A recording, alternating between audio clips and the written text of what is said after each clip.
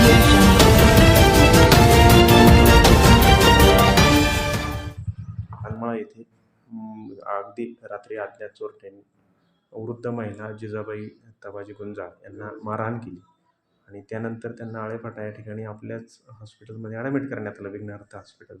काय सध्या डॉक्टर तुम्हीच त्यांच्यावरती जे ते उपचार करत आहे, सध्याची त्यांची परिस्थिती काय?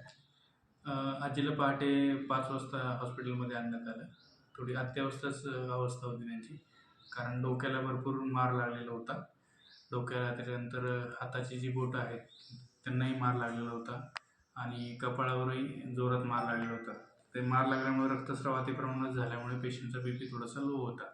दुसरी गोष्ट, पेशंटला आता डोक्याला टाके टाकावे लागले. जवळजवळ 15 ते 20 टाके त्यांच्या डोक्याला पडले आहेत, कपाळाला पडलेले आहेत, हाताला पडलेले आहेत. पेशंटची आत्ताची कंडिशन थोडीशी नाजूकच आहे.